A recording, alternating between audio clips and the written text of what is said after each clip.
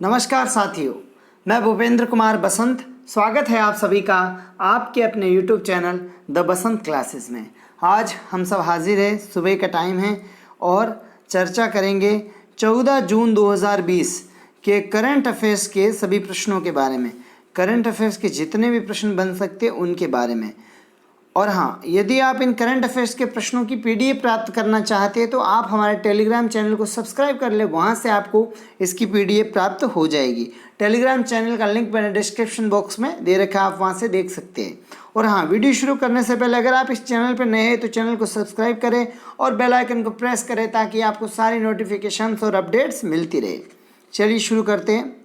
पहला प्रश्न रहेगा आपने कि किस भारतीय अमेरिकी वैज्ञानिक ने विश्व खाद्य पुरस्कार 2020 यानी कि वर्ल्ड फूड प्राइज 2020 जीता है? तो इसका उत्तर रहेगा रतन लाल। विश्व खाद्य पुरस्कार एक अंतर्राष्ट्रीय पुरस्कार है जो दुनिया में भोजन की गुणवत्ता, मात्रा या उपलब्धता में सुधार करके मानव विकास को उन्नत करने वाले व्यक्तियों की उपलब्धियों को सम्मानित करने के लिए दिया जाता है। चलिए अगले प्रश्न की ओर। अगला प्रश्न रहेगा आपके कि मानव संसाधन की NIRF रैंकिंग में कौन सा विश्वविद्यालय शीर्ष पे रहा है? तो इसका उत्तर रहेगा IIT Madras, Indian institute of Madras. Top 3 universities की बात करें तो पहले स्थान पे IIT मद्रास है, दूसरे स्थान की बात करें तो मुंबई, दूसरे स्थान पे नहीं, मुंबई नहीं, दूसरे स्थान पे है बेंगलुरु। दूसरे स्थान पे कौन है? बेंगलुरु। दूसरे स्थान पे बेंगलुरु है और तीसरे स्थान पे है दिल्ली। तीसरे स्थान पे दिल्ली है। ठीक है साथियों, NIRF रैंकिंग यानी कि national institute ranking framework. NIRF का मतलब होता है नेशनल इंस्टीट्यूट रैंकिंग फ्रेमवर्क। चलिए अगले प्रश्न की ओर। अगला प्रश्न रहेगा आपने कि अंतर्राष्ट्रीय एल्बिनिज्म यानी कि रंगहीनता जागरूकता दिवस, इंटरनेशनल एल्बिनिज्म अवेयरनेस डे कब मनाया गया? तो इसका उत्तर रहेगा आपके 13 जून, यानी कि 13 जून को अंतर्राष्ट्रीय रंगहीनता जागरूकता दिवस मनाया गया। इस दिवस का उद्देश्य रंगहीनता के शिकार लोगों से विश्व में होने वाले भेदभाव के विरुद्ध जागरूकता फैलाने के लिए हर वर्ष ये 13 जून को मनाया जाता है। अंतर्राष्ट्रीय एल्बिनिज्म जागरूकता दिवस 2020 की थीम क्या है? तो ये इम्पोर्टेंट है,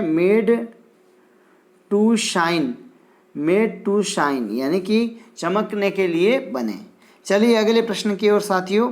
अगला प्रश्न रहेगा आपके कि शंभू एस कुमारन को किस देश में भारत का नया राजदूत नियुक्त किया गया है? तो इसका उत्तर रहेगा फिलीपींस। फिलीपींस में शंभू एस कुमारन को भारत का नया राजदूत नियुक्त किया गया है। फिलीपींस की बात करें तो फिलीपींस एशिया महाद्वीप में स्थित देश है। फिलीपींस की राजधानी मनीला और फिलीपींस की जो करेंसी है वो है आपके फिलिपिनो पेसो। ठीक है साथियों, और फिलीपींस के राष्ट्रपति वर्तमान में रोड्रिगो दुर्तेते। ठीक है साथियों, चलिए अगले प्रश्न की ओर। अगला प्रश्न रहेगा आपके कि किस शहर की पुलिस ने महिलाओं के लिए स्त्री कार्यक्रम शुरू किया है? किस शहर की पुलिस ने महिलाओं के लिए स्त्री कार्यक्रम शुरू किया है? काफ़ी इंपॉर्टेंट प्रश्न है।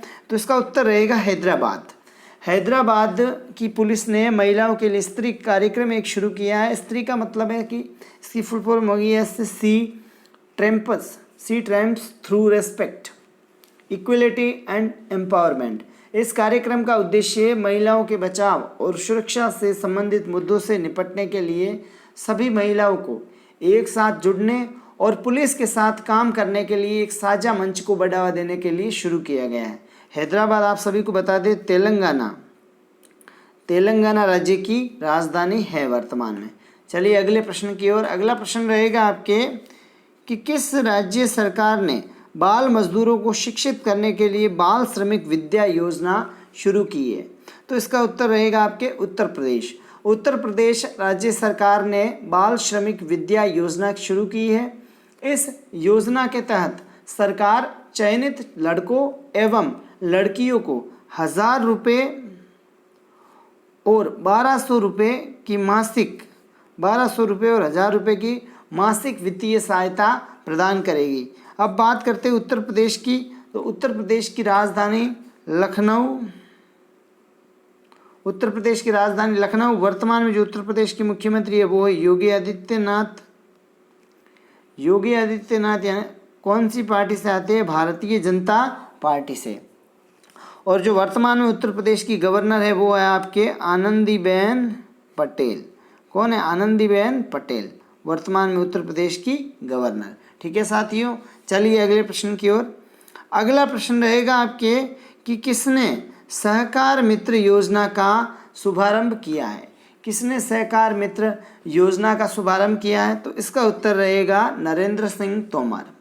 इस योजना में युवा प्रोफेशनल को सवेतन इंटर्न के रूप में एनसीडीसी और सहकारी समितियों के कामकाज से व्यवहारिक अनुभव प्राप्त करने एवं सीखने का अवसर मिलेगा। नरेंद्र सिंह तोमर हमारे देश के केंद्रीय कृषि एवं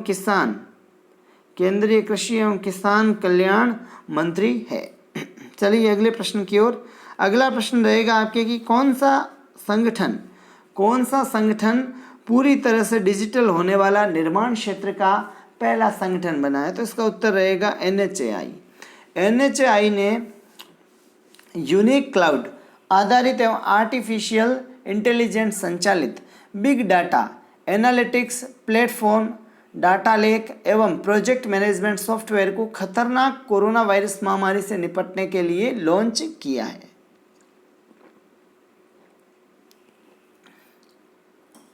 अब बात करें NHAI की, तो NHAI यानी कि national highway authority of India, भारतीय राष्ट्रीय राजमार्ग प्राधिकरण।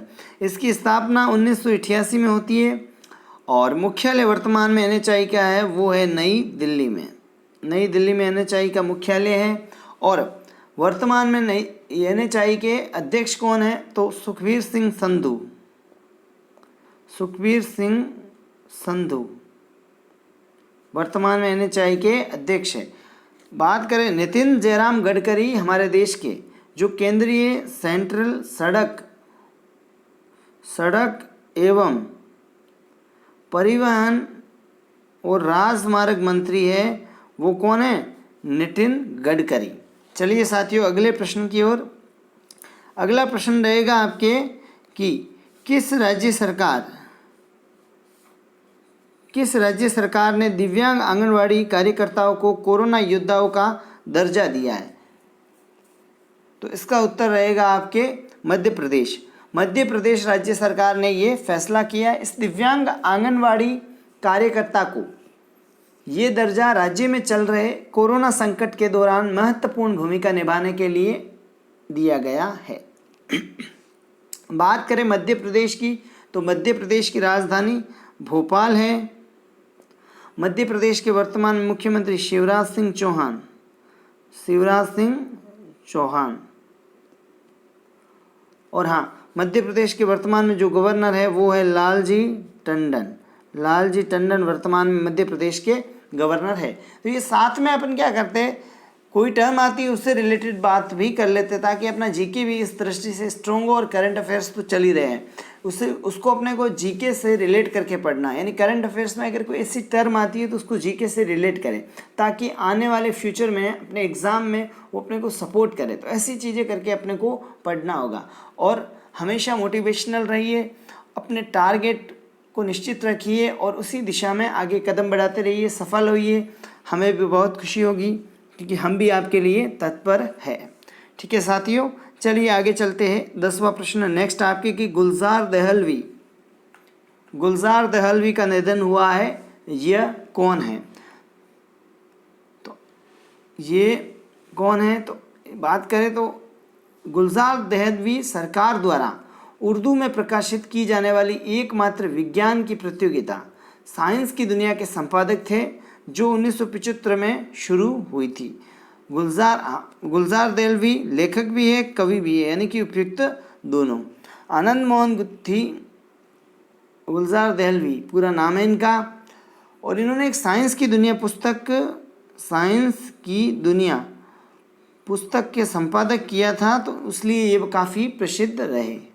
नेक्स्ट बात करते हैं अगले प्रश्न की। अगला प्रश्न है आपके कि फीफा रैंकिंग में भारत कौन से स्थान पर बरकरार है। फीफा रैंकिंग में भारत कौन से स्थान पर बरकरार है, तो इसका उत्तर रहेगा 108वें।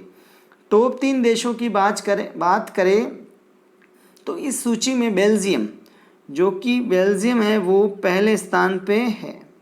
बेल्जियम पहले स्थान पे है। दूसरे स्थान पे है आपके फ्रांस और तीसरे स्थान पे ब्राज़ील। तीसरे स्थान पे ब्राज़ील है। भारत कौन से नंबर पे? 108वें नंबर पे भारत है फीफा की रैंकिंग में। बात करें फीफा की, फीफा क्या है? फीफा यानी कि जो पूरे विश्व में फुटबॉल के खेल को रेगुलेट यानी कि नियंत्रित करने का कार्य करता है, वो करता है फीफा। फीफा की फुल फॉर्म क्या है? Federation international D football association.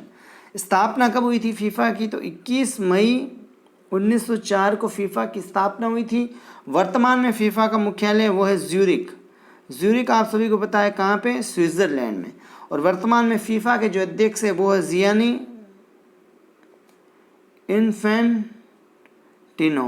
Gianni Infantino वर्तमान में फीफा के अध्यक्ष है। चलिए अगले प्रश्न की ओर। अगला प्रश्न रहेगा आपके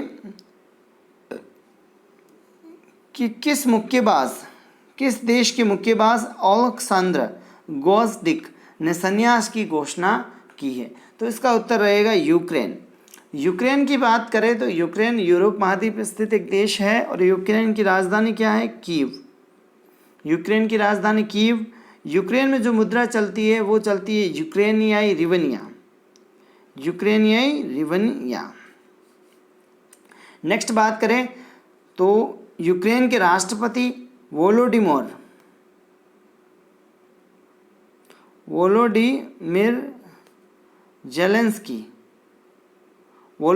जेलेंस्की ये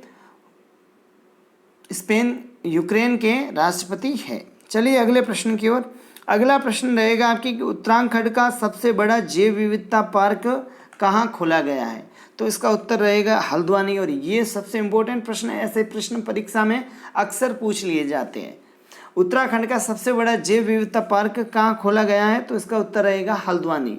इस पार्क को खोलने के लिए उद्देश्य मानव जीवन में प्रत्येक पौधे के महत्व को प्रदर्शित करना है।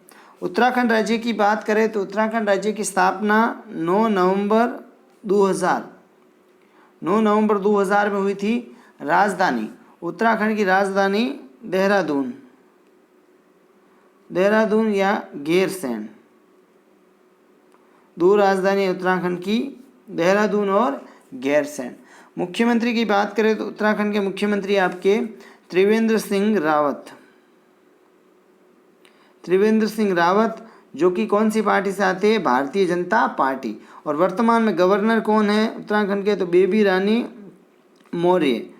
रानी मौर्य वर्तमान में उत्तराखंड की गवर्नर है। चलिए साथियों अगले प्रश्न की ओर। अगला प्रश्न रहेगा आपने कि किसने संयुक्त साइंस कम्युनिकेशन फोरम का गठन किया है, तो इसका उत्तर रहेगा आपके विज्ञान और प्रौद्योगिकी विभाग यानी कि DST, department of science and technology. संयुक्त साइंस कम्युनिकेशन फोरम विभिन्न संस्थानों में फैले विज्ञान संचार प्रयासों को एकीकृत करेगा। ये फोरम विभिन्न संस्थानों के विज्ञान संचार प्रयासों को एक साथ लाएगा और व्यापक स्तर पर एक आम नीति और सर्वोत्तम प्रथाओं को अपनाने में मदद करेगा। बात करें DST की, department of science and technology की स्थापना 1971 में हुई थी और इसका वर्तमान में मुख्यालय नई दिल्ली में है। ठीक है साथियों, तो ये सारे प्रश्न थे आपके। सारे के सारे प्रश्न आपके लिए काफ़ी इम्पोर्टेंट रहने वाले हैं, चुन के लाए गए सारे प्रश्न। तो आप इस वीडियो को पूरा देखें और अपने दोस्तों के साथ भी शेयर ज़रूर करें, क्योंकि मैं हमेशा कहता हूँ ज्ञान बांटने से बढ़ता है।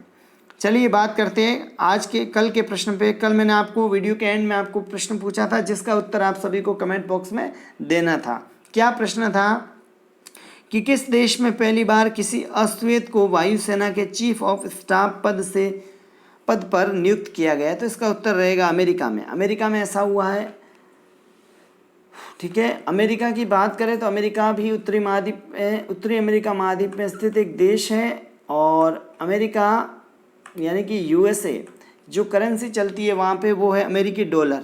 और वर्तमान में जो अमेरिका की राजधानी है वो है वाशिंगटन डीसी।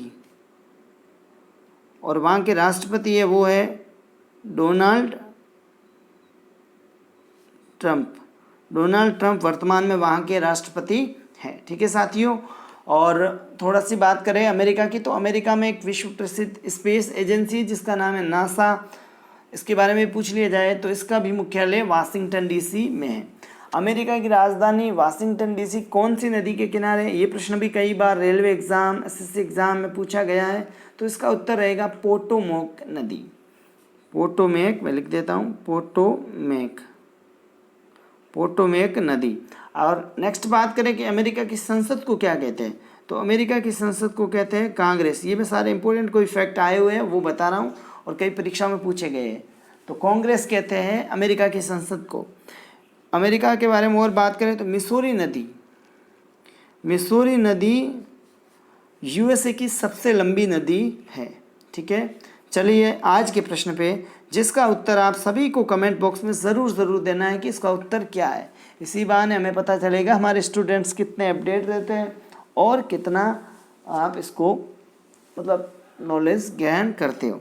और हाँ, मैं सही जवाब देने वालों को कमेंट्स को हार्ट भी दूंगा। चलिए देखते हैं कि गुडईयर इंडिया के नए एमडी कौन बने। तो ये प्रश्न रहेगा, ये 4 ऑप्शन है, इनका आपको सही उत्तर कमेंट बॉक्स में ज़रूर टाइप करना है। और साथ साथ में वीडियो को लाइक और शेयर करना बिल्कुल मत भूलना। चैनल पर नए हैं तो चैनल को फटाफट सब्सक्राइब करें और बेल आइकन को प्रेस करें ताकि आपको सारी नोटिफिकेशंस और अपडेट्स मिलती रहे। आप हमारे टेलीग्राम चैनल, इंस्टा आईडी और फेसबुक पेज को भी फॉलो कर सकते हो ताकि कोई भी अपडेट्स आपसे छूटे ना। जय हिंद, जय भारत। मिलते हैं एक नई क्लास के साथ।